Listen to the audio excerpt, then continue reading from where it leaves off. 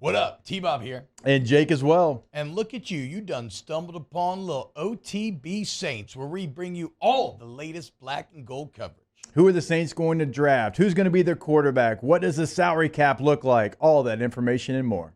Hope you enjoy it. Like, subscribe. Let's start with New Orleans Saints. The Saints right now are a team. It's very interesting. They are a tale of two teams. Right? When you look at the offensive versus the defensive side of the ball. Right now, the Saints defensively, one of the best teams in the entire NFL. No doubt. A top 10, arguably a top 5 defense in the entire league. They already have 7 picks, which, of course, we already know matches their season total from last year. That is good for 3rd in the NFL thus far. They lead the NFL in PBUs with 37 of them things. And so, look, much ado was made about that New Orleans Saints secondary throughout the entirety of the offseason, and it has lived up to that billing and then some. They seem very deep. And when you look at the Saints schedule, it should only get better. Like, look, C.J. Stroud's been great, don't get me wrong, but that is still a rookie quarterback facing a better defense, arguably, than he has faced all year. We've gone through before. All the quarterbacks on the Saints roster, there's just not a ton of good there. So, I think, look, again, like I said, through 5 weeks right now, and Mara, this is a good job finding this, but through 5 weeks right now, the Saints are 4th in the NFL in total defense, only sub 275, 274 yards per game. They're 8th against the run, only 91 yards a game. 4th against the pass, there's that secondary game, only 180. They only allow opponents to convert 31% of the time on 3rd down. Touchdown percentage in the red zone is 41%. That's good for 7th in the league. That 3rd down is 3rd, by the way. And then in the most important stat, you're 4th in the NFL, giving up just 15 points a game. So, yes, that is a legitimate top 5 defense, Jake. When you look at what you've seen out of the Saints with your, 7 years of NFL experience, what is it about this defense that makes it that's leading to all this success? I think it's all 3 levels. You have guys on all 3 levels. It's no level trying to make up for the other. And also, I think maybe more important than anything is Carl Granderson. And we've talked a lot about him because you've known Cam Jordan was there, and you feel good about Cam Jordan every single time. But like Marcus Davenport, not consistent. Peyton Turner, not on the field. Like so many different guys that you've tried to make work there just haven't played out. They have not been the guy that you drafted in the 1st round. And so now you have a guy in Carl Granderson, and that's why you paid him the money as quickly as you did, because you want to secure him for the best price that you possibly can. But I think he's unlocked a lot of things. I think getting veteran defensive tackles through free agency has allowed Brzee to kind of, when he goes in there, kind of just be free. Yeah, right. True. He has an opportunity to go in there and kind of disrupt, and he doesn't have to be as technically sound every single down because he's not asked to play every single down. We know what Demario Davis is. I think Pete Warner continues to be a really good player that only continues to get better. And we mentioned the secondary, and I think Jordan Howden, somebody we talked about yesterday, I think he adds a lot to this secondary. I mean, I kind of think he shores some things up, which is wild to say for a rookie. So for me, T, I think it's just because all 3 levels, you're playing incredibly high IQ football. I think Carl Granderson's probably the most important piece because Cam Jordan is the important piece, but he can never fully be unlocked, it felt like, in the last couple of years because he was getting so much attention. Well, allow me to raw dog you with some PFF numbers this morning, as if you look at the highest rated players, this comes from Jeff Duncan per PFF. But if you look at the highest rated players on this Saints defense, it does go 1, Carl Granderson, 2, Cam Jordan, 3, Demario Davis. Then Jordan Howden, the rookie, checking in at number 4, playing with a broken finger right now, like a dog. And then Alontae Taylor tied with the same grade as Howden at 4. Interestingly enough, I think these guys have been good, but Nathan Shepard and Kalen Saunders coming in with the lowest grades, which, again, this is maybe the lowest of a good bunch instead of the lowest of a bad. There might be a point in the year where Brian Brzee ends up being like a full starter. I mean, he certainly has that talent, but signing veterans like you did, and you signed a couple of them like we're laying out here, you don't have to be. So I think that's paid off really for him. But you can see the talent, and you can see why he was a first-round pick. And so eventually he will probably take over that role. But I think right now it's really good for him, the fact that he can come in, play with his hair on fire, and he knows how many snaps he's getting. So you have a top 5 defense in the NFL. No doubt that defense is the driving force why you're 3-2 through 5 games. We've talked about it plenty. The New Orleans Saints offense remains a work in progress. First couple of weeks doing just enough. Next couple of weeks completely falling apart. And then a bit of an explosion on Sunday. But as Underhill talked about, they exploded last year as well in that Raiders game, and it meant nothing long-term after that. Well, 24 is maybe a bit rich to call an explosion, but they did beat the Raiders 24-0 last year, and then it didn't really mean that much going forward. It's not to say that it's all bad offensively, though. I mean, there is definitely some good. I thought this was interesting that Mario found. This also comes from Jeff Duncan. Chris Olave and Mike Thomas have combined to catch 51 passes for 600 yards without a single drop in 81 targets this season. So Derek Carr trusting his guys and his guys coming through on that trust. The problem right now is this Saints offense has a glaring Achilles heel.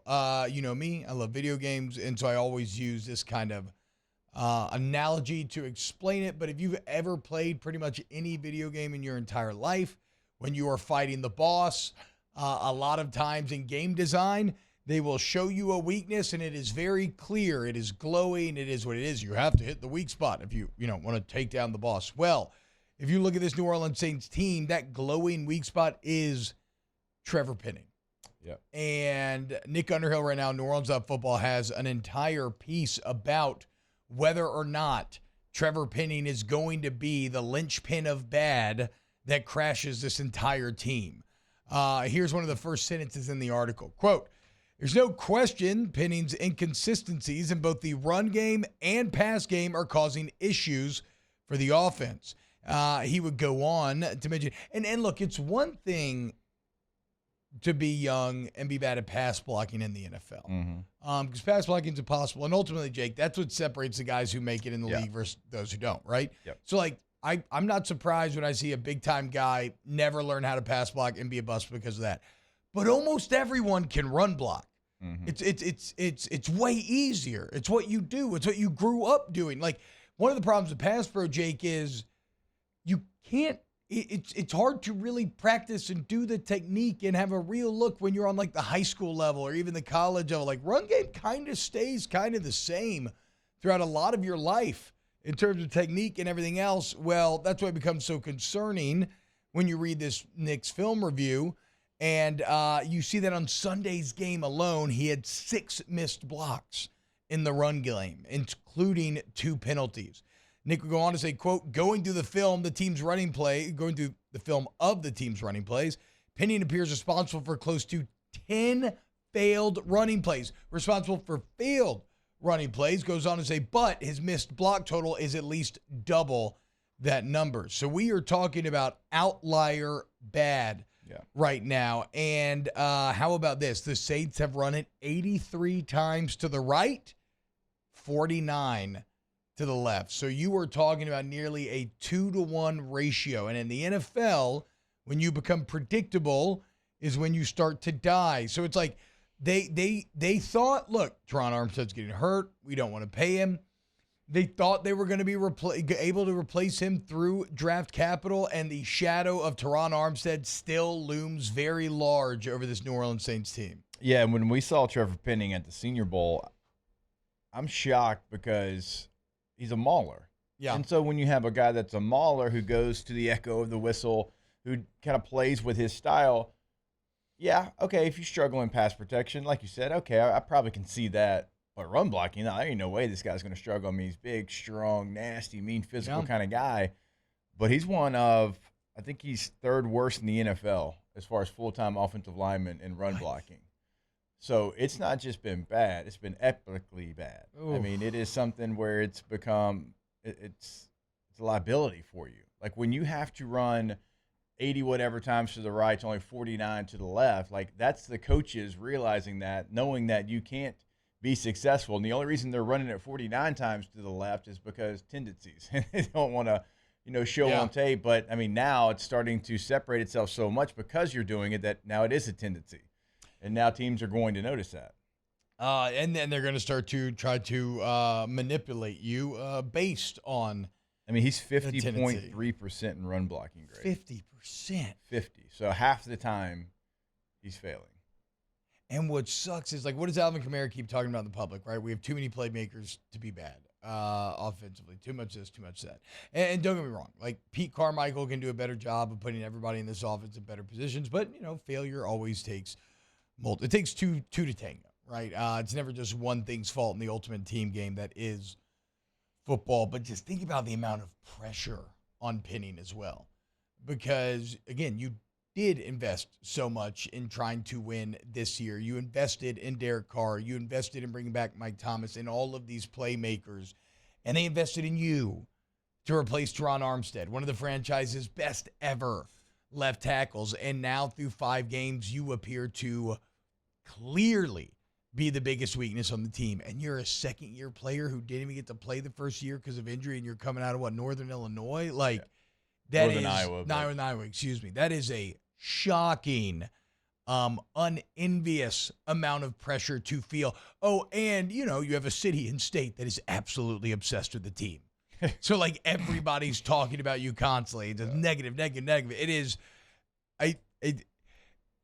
physical toughness for Penning, is going to be tested every week as he tries to get better at the actual field. But the mental toughness as well is going to be pushed to its limits. And look, I think there's a temptation here to blame the front office. And I get why, because you want to replace Teron Armstead with a Northern, a guy, kind of a project sort of first-round pick. Like, That's kind of interesting. But then again, I look at the Giants. They drafted Evan Neal. Evan Neal out of college looked like he was maybe the most automatic hit ever. Yeah. And he's been an abject disaster. Like, make no mistake, a tackle can crash a team. Look no further than the New York Giants. And I know Dan Jones is not that good and everything, but Dan Jones and Saquon Barkley are getting demolished. Dan Jones is getting killed back there. And so, hindsight's 20/20, but the entire Trevor Penning ordeal feels like it may be a miss that ultimately hamstrings this team. And to tell you, like, 50%, I mean, y'all know enough to know that that's just bad. It's actually awful. And I can tell you, like, if I had 22 run blocks in a game, and I was 19 of 22, so 86%, I would have probably been up at night thinking about those blocks that I missed. Like, if I'm 19 right, 3 wrong, and it's in the college level too, like, I'm up thinking, man, God, I got 3, 2 missed assignments, a missed block, whatever it might be. Like, that would keep me up at night going 86%. Like, in the NFL, like, you got to be in the 90s or you're going to get replaced. Yeah. So when we're talking about being 50%, I mean, that is egregious. That is like, you're lucky you're a first-round pick right now, or you'd be replaced. Or if we had anybody else to replace you right now, you'd be replaced. Well, so that is, I think, the core question that Nick poses, and I would pose to you is, do you bench Penning? Because if you do, you undoubtedly, as Nick says, raise the floor, but you potentially lower the ceiling. Because he was hurt all of last year. He didn't get to play. You do think he has a lot of natural talent and that he can be you can see flashes of maybe him becoming a legitimate left tackle in the league. But how much can you put up with as you try to help him accomplish that goal? See, if you benched him, you would probably move Hurst to left tackle and Pete to guard. And Pete's been, and even that came out of your money, it's that Pete's been better in the run game. He's been better, but you know what he grades out in the run blocking game for the year? 50%. So you have 2 guards, Ruiz and Pete. Now, Cesar Ruiz right now, he's 47.4%. He's one of the offensive linemen that's under Trevor Penning in run blocking, one of the 3 in the NFL. It's Penning, yes, and he's played more than the other 2 guys, but you've got some real issues. I mean, interior, and Nick talked about it. Now, when you talk about the center position, it's getting better. Like, McCoy's playing better. Like, last week, he was in the 90s. I was surprised to see this. Eric McCoy is actually the highest graded player on the team. Well, against New England. Against New England alone. So, okay, he's figuring some things out, but the interior of your offensive line as well, there's just not a lot of good. And, again, we talked about it a couple of weeks ago. Where do I tell these running backs where to go? You're talking about Alvin Kamara, under 4 yards a carry. Kendre Miller, well under 4 yards a carry, almost 2-something per carry.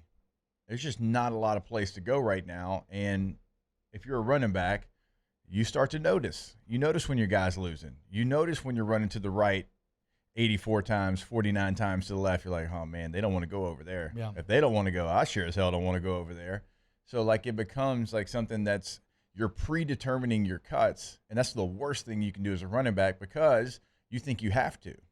You don't allow it to come, naturally. It's not, hey, I'm going to run a zone. I'm going to open step, crossover. I'm going to read the three. It's like you're already, like, running away from what you think is coming already from the left side, and you're going maybe bouncing it out too early or whatever it might be. So if you're a Saints fan and you're looking for something to watch and something to think about going forward in this season, 3-2, as you prepare to continue the second quarter of this season, the offensive line remains the biggest weakness, and Trevor Penny remains kind of the flag bearer for that weakness. Here's to hoping that something maybe click, but we'll see. Wow, just amazing black and gold takes right there, Jake. I don't think I've ever heard any takes that are better than the two guys that just gave you that take. And you can keep getting them by going ahead and liking, subscribing, ringing the bell to get notifications when we post. Have a great day. We'll see you on the next OTB Saints.